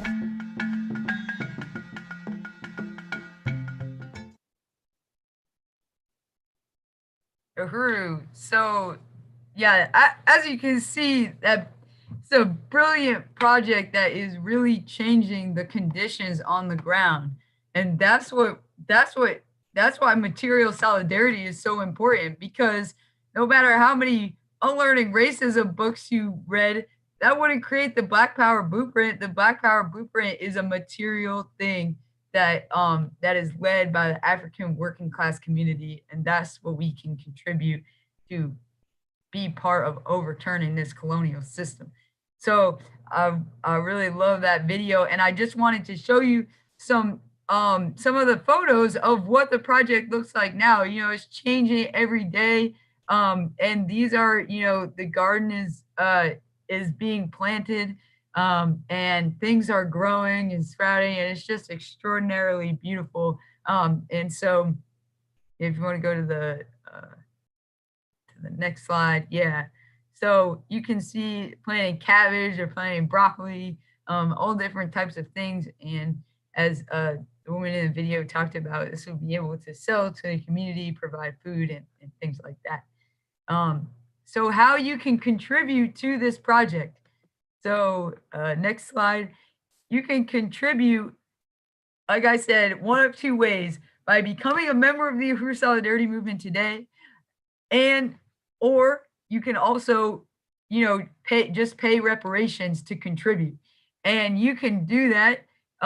You can contribute by going to uhurusolidarity.org. And I want to encourage people to become, you know, sustainers of this work. But you can, when you go to uhurusolidarity.org, there's a big red button on the top right corner that says become a member. And there's also a big red button on the top right corner that says pay reparations. And you click, you know, one of those two to contribute. And that's, you know, that's how you can be a part of this project. That's how you can be a part of changing the world under the leadership of the African working class, of the African People's Socialist Party. And that's how you can be a part of dismantling colonialism. If you contribute today, we will announce you at the end of the program, just to appreciate you, give you a shout out. And yeah, just really want to salute this program and appreciate being able to talk. Oh, and one last slide. If you don't want to, if you don't want to pay by card, you can send check or cash to our PO box in St. Petersburg, Florida. And now I'd like to turn it back over to our MC, Hallie Murray. Uhuru. Uhuru, thank you, Ali, for that really powerful presentation on membership and where the money is going and the Black Power Blueprint, which if you haven't been to St. Louis before, you really got to go to 4101 West Florissant Ave to see the liberated African economy right there at ground zero. So thank you, Ali. So next we have around 10 minutes for question and answers. And I have some here that people have been sending in. And this is for all the speakers. So I'll read this, and then, you know, I would first put it to Akile, but also Penny and Jesse to take this on. So the first question is from someone named User. The question is, in that the majority of African communities in the United States have been gentrified, please define African communities. Uhuru, I just wanted to let you know, and also Chairwoman Penny, Director Akile let me know that she had to leave the meeting to prepare for the press conference with Chairman Amalia Shatella tomorrow. Oh. So, Wow. Not currently already hitting the streets. Yes. Okay, thank you, Jesse, for that. So yeah, Penny or Jesse, would you like to take that on? What is the African community? Uhuru.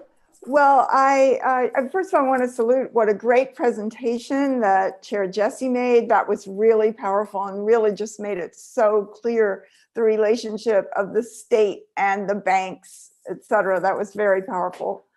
And just in terms of it saying that in the majority of the African communities in the US have been gentrified, Well, yes, this is true. And gentrification is a whole other question that is violence. The police violence intensifies and goes together with the act of gentrifying, of pushing out the African community, in which the white community had in the 60s left the cities, gone to the suburbs, and now are deciding for a number of different reasons that it's cool, it's hip to come back to the cities. They want it back, as the African woman said on that video. They want it back, they want the houses, they want the community. They push out the African community, which can no longer afford to pay the prices, or the white people come in and buy up these houses and are call the city for code enforcement, other kinds of ways, really brutal, violent ways of getting out the African community out, driving it out, making money, as the colonizers always do, at the expense of the African community, and bringing white culture and yoga studios and cafes and all that kind of thing into the heart of traditional African communities, some of which had been for decades or even a century in many different cities. And it's a very serious thing, but nevertheless, there is a vibrant African community. It's pushed out, it's constantly dispersed. More and more, the trend is for Africans to be pushed to the suburbs, or even to the southern states more and more. And but the African community is viable, it is vibrant, it has a nation, a nationality, and identity all over this country. And when you see the work of the African People's Socialist Party all over the US, all over, in Europe, in the Caribbean, and in Africa, this consciousness of the African nation is very much there and is growing. And so, you see these rebellions in 1,600 cities led by African workers. The African community is still there, but it has been and is being pushed out. And the police are the front lines of gentrification. As white people move in, the police violence intensifies. So I appreciate your question about that. And this is why the question has to be about African people having the right to territory, to power, to property. This is what the Black Power Blueprint is about: an economy by and for the African working class on territory that's owned by them, of course, recognizing that this land belongs to the indigenous people and in solidarity with them. But this is why the question is about power over the lives of African people and political and economic resources in their hands. Haru. Thank you, Chairwoman Penny. So our next question is from Dena. There's a couple questions in it, but I'll read the whole thing. Oops. Dina, I'm sorry. Dina, so the question is, who do we petition to? Do we wait for a queue? The senators, door to door, call the sheriff? Also, I love the petition for stewardship of the lands going to the hands and laws of its indigenous people. How can we begin to make that part of the demand? Also, the status needs to be smashed to pieces and burned. Uhuru. Uhuru. Well, I'm assuming when you say who do we petition to, that you're talking about the question of reparations. I'm assuming that's what you mean. But the thing is that we have to be under the leadership of the African working class. And this is what the African People's Socialist Party is calling on us to do, to return the stolen resources into the hands of this organized movement for the liberation of African people, not to individuals or something to make us feel good. And there are things, right now there is a movement being led, of course, by the party, but carried out by the Uhuru Solidarity Movement with different actions. We had car rallies going to banks to protest during the lockdown. There was an incredible press conference at Bank of America a couple of days ago, calling for Bank of America to put $1 billion into, can you hear me? Into reparations for the African community just this is a movement. We have many actions coming up. We're going to be going towards the moneyed sector, exposing them, demanding that they pay reparations to the Black Power blueprint specifically. So that's what we're talking about. And I you're going to learn more about how we can pay reparations through the Reparations Challenge, the birthday fundraisers, and all these different ways that we raise resources for the work of the Black Power blueprint. And I totally unite. The status quo needs to be smashed to pieces and burned, and it's going to be the African working class that leads that. And it is part of the process, not just to destroy imperialism, but to build a world in which African people and all oppressed and colonized people have their leadership, their land, their resources, and create a society in which all human beings can live, in which the planet Earth itself can even survive, which it can't under this parasitic capitalism. So thank you for the question. Thank you, Chairwoman Penny. So the next question is for myself. I live here in Somerville, Massachusetts, and I've just noticed in Boston, Somerville, Medford, that there's a lot of local initiatives going on and Google form petitions for defund police. So my question is, what can white people do who are already involved in local defund police initiatives in their own city? What can they do to make it accountable to the Uhuru movement's demand for Black community control of the police? Uhuru, you're saying that what can we do to support the demands for Black community control of police? Yeah, if people are already involved in the local campaigns, if they're not on this call yet, besides joining USM, which I think is I think that joining USM and being part of the struggle around the moneyed sector, and by supporting and paying reparations to the Black Power blueprint, the Black community control of the police is part and parcel of the power of the Black Power blueprint.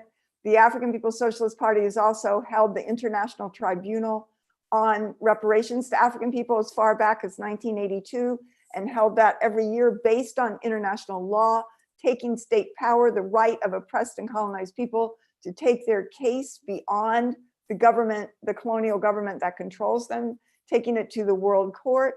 And also the Uhuru movement, the African People's Socialist Party, has also held the Black People's Grand Jury here in St. Louis after the police murder of Mike Brown, and they had an indictment to jail, I believe it was for the death penalty for the killer cops, Darren Wilson, et cetera. But the question is, at this point, African people do not have their own state power to enforce the decision, but that was the decision. So increasingly, and as part of its program, the African People's Socialist Party is building not only physical projects of economic and political power, but the kinds of institutions that are part and parcel of every society in which people do have state power to carry out the needs and the interests of that community, that people, that nation of people. Uhuru. Uhuru, thanks, Penny. I know we just have 2 more minutes left for this, and there's 2 more things here. So this is from an anonymous person. How, where, and when do the funds get centralized for transparency and equitable distribution following defunding of the police? I'm not sure exactly what that means, but I mean, as far as what's being talked about and, in other cities, it's probably not going to be transparent. But what is going to be transparent is reparations being paid to the Black Power blueprint. That is totally laid out. You can go to the website, you can hear Chairman Omala Shatella speak, you can hear all of the presentations and work of Deputy Chair Onizine Shatella. And the party, the African People's Socialist Party, puts out its platform, its goals. It is completely transparent, everything that it's trying to do. If you want to see what it does, just come to St. Louis and look at it, or come to Philadelphia, see the furniture store, go to Oakland, California, see Uhuru Foods and Pies and the Uhuru House, go to St. Petersburg, Florida, see the Uhuru House, Uhuru Foods and Pies, the commercial kitchen, the radio station, the Burning Sphere, everything that it does and it puts out is visible, is what the money goes to, and it's very clear and it's very transparent. You're welcome to come to any of these sites, and there's many others as well. The party is in London, they're in Johannesburg, or in the Gauteng province, outside of Johannesburg, in the townships where African workers are deeply colonized, more so today than even under apartheid. And all of the work of the party is out there, it's visible, it's what it's fighting for. You can see it. You can see where the money goes. Uhuru. Uhuru, thanks, Penny. So we're at time for this, but just one more comment from Dina said, also, I'd like a generic flyer for everyday handout. So that's, yeah, we could talk about that in USM. We can give you a whole kit as a USM organizer to go out in your community and, flyer and put the demand for reparations in our own communities. So, but also somebody is saying, if you cannot donate by card, but would by cash, is there a place you could mail your donation? Oh, just, yes, the address, Jesse, do you want to say the PO box again? Yes, absolutely. Thank you for that question. And yes, you can send contributions by mail to PO Box 3630, St. Petersburg, Florida 33731. So, and I don't know if I type it in there. Oh, never mind. I guess it doesn't work. But anyway, PO Box 3630, St. Petersburg, Florida 33731. Thanks, Jesse. Yeah, so I'd like to turn it back over to Allie, our membership chair, to announce how much we raised tonight and give a shout out by, the first name of all our new members. So I'll turn it back to you, Allie. Uhuru.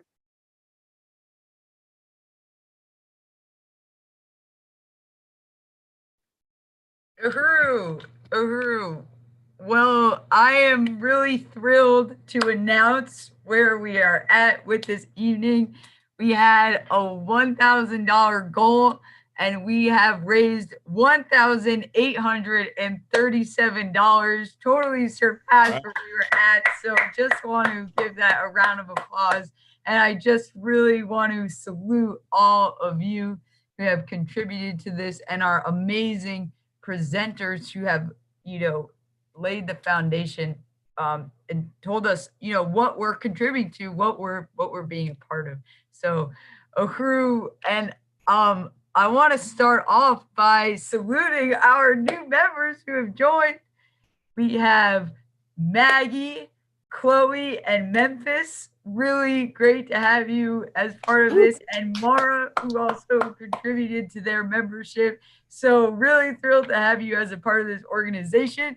And I also want to shout out all of our incredible donors that gave tonight. We had Catherine, who gave $100, Harry, who gave $10, our comrade Jesse in Seattle gave $25, Mel gave $25, Janice gave $25, Leah gave $50, Mads gave $2, Alyssa gave $25, Declan gave $50, Allie, SG Allie gave $25, our chairwoman of APSC gave $50, Anne gave $10, Wendy gave $25, Dina gave $50, and our chair Jesse gave $50. So just really want to salute all of you, and I want to tell you about one last person who made an incredible contribution tonight, which was our amazing comrade Jackson, who gave $1,200 this evening. So just want to give an incredible round of applause to Jackson and just salute your stance, comrade, and making reparations a reality at profound stance. And I want to read a comment that came in from Jackson on why he donated to the Black Power Blueprint. And he said, Uhuru, this money came to me from the side of the family that owned and oppressed enslaved African people in Georgia. Even if I didn't, I know every dollar I and every white person has access to is dripping in the blood of African people. I wish I could return more resources right now, but that's why I am in USM, which is fighting to return every penny of African people's stolen wealth. With access to their own resources, African people can achieve economic and political power to make sure that there is never another George Floyd, Breonna Taylor, or any other African person stolen from the African nation. Victory to the African working class, Black community, control of the police, reparations now. So Uhuru Jackson, really just want to, give you another round of applause. Uhuru. And Awesome. really salute Uhuru. the reparations, Uhuru, comrade. And yes, now I would like to turn it over to back over to Hallie. Uhuru. Awesome. Thank you. Thank you, Ali, for that. Thank you to all our new members and donors. We're really looking forward to organize with you. And we're just going to close out with a couple announcements before we end this meeting. So the first one is for a meeting on Tuesday called Make Britain Pay Reparations, Building White Solidarity with Black Power in London. So yes, USM, we are an international organization, and we are really trying to build across Europe. And this will be a really special meeting it's going to be 3 p.m. Eastern time on this Tuesday, which if you're in London, that's 8 o'clock in the evening. And if you're in the rest of Europe, it's 9 o'clock at night, featuring Secretary General Luwezi Kinshasa. He is the Secretary General of the African Socialist International, an incredible leader of the African People's Socialist Party. So, and everyone is welcome to that. And in particular, if you have friends in England or across Europe, send them this. We want to build in Europe. We want to build in the heart of where colonialism began in England. So we want to organize there. You can register for the Zoom event at tinyurl.com/London reparations. So please join us for this powerful discussion and bring your friends from London and across Europe. Another announcement is that Chairman Omali Yeshitela, the reason we're all here today, founder of African Internationalism and leader of the Uhuru movement, leads studies every Sunday morning on YouTube and also his Facebook page, Chairman Omali Yeshitela, every Sunday morning from 8 to 10 a.m. Eastern time. And we really encourage our members and supporters, in the white community in USM to study African internationalism, because the political and the economic are one. We would not have this anti-colonial understanding without studying directly from the African People's Socialist Party and our leadership. So please tune into those. You can watch them on the YouTube channel, search for Burning Spear TV on YouTube, and also Chairman's Facebook page. And then tomorrow, another exciting development at 10 a.m. Eastern time, the Uhuru movement is, Chairman Omali Yeshitela is holding a press conference in front of the St. Petersburg City Hall, which, as Penny had described earlier, this is the place where this horribly racist mural was up on the wall for years that Chairman ripped down decades ago. He ripped it down in the 60s, was imprisoned for that, and now it's been empty ever since. It's been blank because every time the city tries to do some reformist thing, it's not, they never get it straight from the African community. So they want to put a plaque up, but using his slave name. It's not his real name, and they refuse to acknowledge his name and his leadership. So Chairman's gonna make a little comment on that tomorrow at a press conference. So please tune in for that. I'm actually not sure what live stream page that's coming from. Maybe Jesse, you can, or Penny, if you know how folks can watch that live at 10 a.m. tomorrow morning. Is it through the Burning Spear? I'm not sure. I believe so. I believe it's going to be from Burning Spear. the Burning Okay, Spear. yeah, so check on Facebook Live, the Burning Spear newspaper. That's going to be powerful. You don't want to miss that. And then some other announcements that the South region of USM is having its regional meeting tomorrow night, Monday, June 15th, 7:30 p.m. Eastern time. So if you live in any of the southern states and you're on the call right now and you want to get active and meet other organizers in your city or state, you can register for the Zoom at tinyurl.com/USM South. And also, a final announcement, we have another webinar this Friday, June 19th at 7 o'clock Eastern, called No Pride in Genocide, White LGBTQ People in Solidarity with Black Power. And it's one of our most powerful campaigns, and it's happening right now in June, which we know is Pride Month, which is an excuse for any capitalist entity like banks and beer companies and just anyone to just police stations, slap a rainbow flag on it, rainbow sticker, and say they care about the people, as if a rainbow sticker absolves them of being a parasite off the Black community. And even how the history of the first Pride Parade was an anti-colonial struggle against the police led by colonized African people. So it's going to be a powerful discussion featuring President Columbai and Danette, president of the International People's Democratic Uhuru Movement, as well as 3 comrades from the Solidarity Movement, Mads Ambrose, Casey Mackey, and Jens Kant.